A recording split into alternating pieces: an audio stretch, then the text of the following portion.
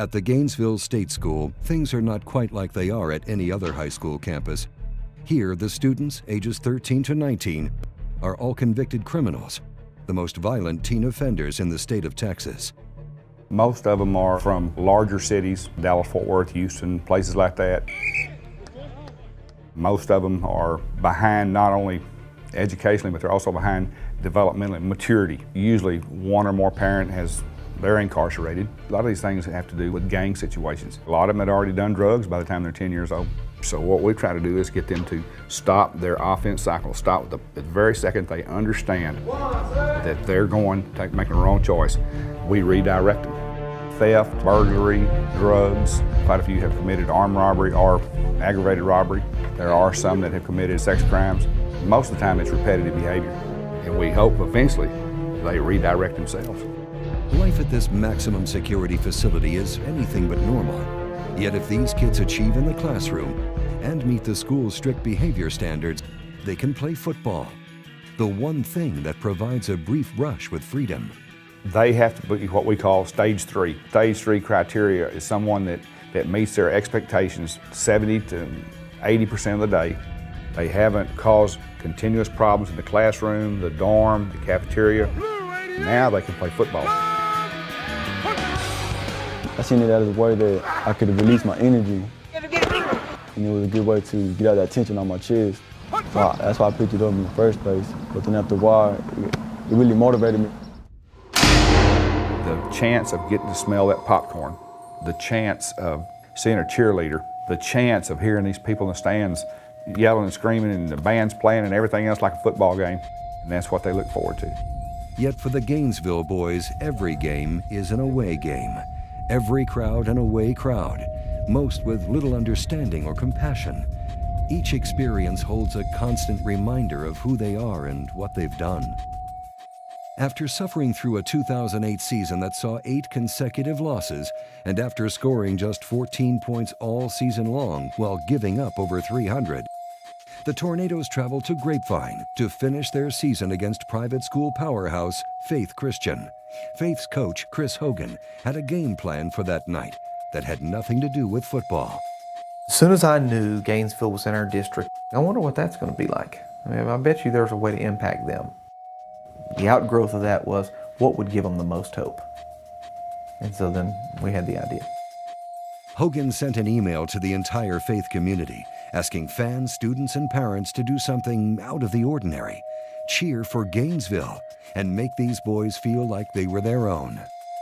So Coach Hogan called me and I'm going, oh yeah, here we go. He's gonna make us a spirit line, yeah. And he's gonna make us a banner. Here we go with JV cheerleaders and a little bit banner. Well, we get down there and I said, okay, this is gonna be good. And I turn around and look and there's this big long line, this 40-yard line.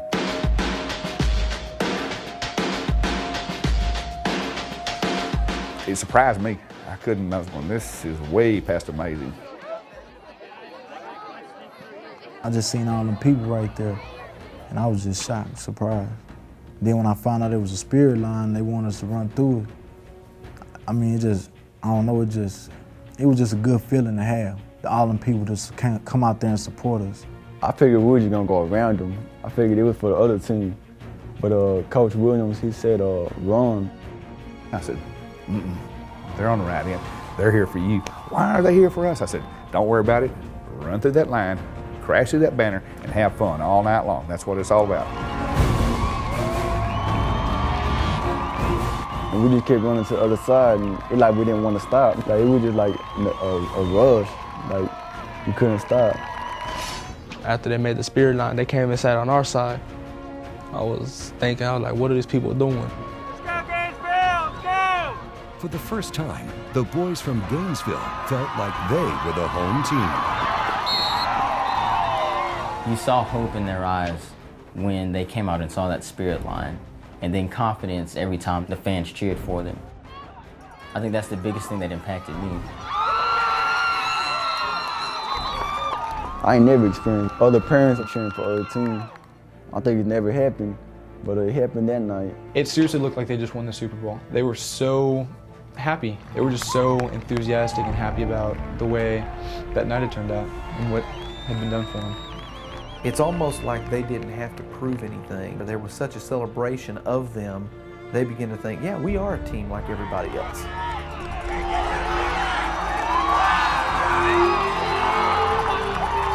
While the scoreboard showed Gainesville coming up short that night, losing by a score of 33-14, it hardly mattered. For on this night, for the first time, the Tornadoes felt like champions. Just that feeling that we had. You couldn't convince nobody on that team that we lost. You could show us the scoreboard a million times and you still couldn't convince us that we lost. I felt like God was just touching upon all of us and letting us know that there's people out there that care about you, even though they don't even know us. That was the first time they ever seen us ever in their life.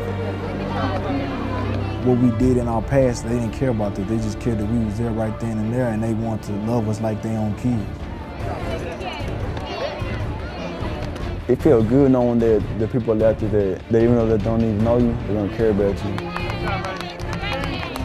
Their emotional maturity went up several years that night when they saw that there were more people out there that were giving of their heart. These are the things that makes them feel that they're just as important as any other kid on the face of this earth. It motivated me and gave me a lot of hope.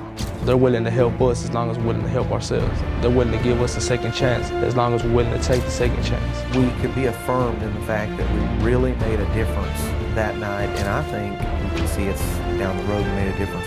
Had we done this before, maybe 10 or 12, 15 years ago, had we done things like this, there's a good possibility that this place might not even exist. Tornadoes! Tornadoes! Tornadoes!